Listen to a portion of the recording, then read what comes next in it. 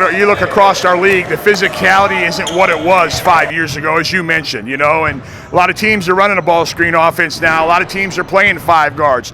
Life after Tanner Stuckman is a different place for Quincy University basketball. Obviously did so many things for us last year, scoring the basketball, and with his shooting ability, being able to stretch the defense. This year, I think you're going to see a more guard-centered attack from us. The approach then for Ryan Hillenthal isn't all that different than that of a good chef.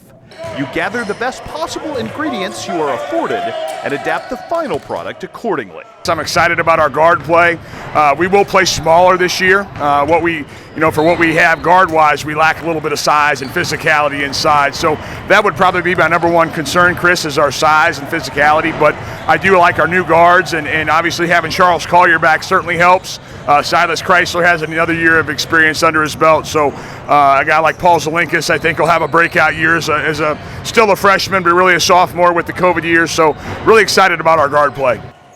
To a nucleus that returns familiar faces Silas Chrysler, Charles Collier, Adam Moore, and Jamori Coakley, QU has augmented with a fresh injection of new talent. We obviously brought in some junior college talent, Mark Bradshaw, who won a national championship at Des Moines area, Jalen Stamps, who's a good JUCO player out of Oklahoma.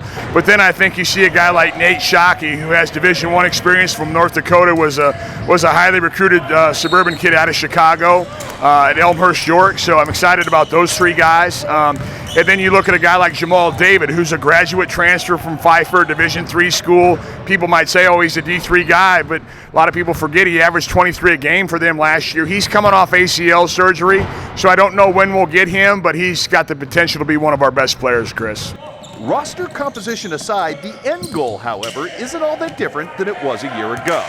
It starts with exploiting familiar, if now renewed, program strengths. The biggest thing for me is having fans back in the gym, and I think anybody going into last year underestimates the fan presence and our fan backing. That what we have here at Quincy University really special, and I think we have some of the best fans in Division II, and I think that gives us another edge here that we missed desperately last year.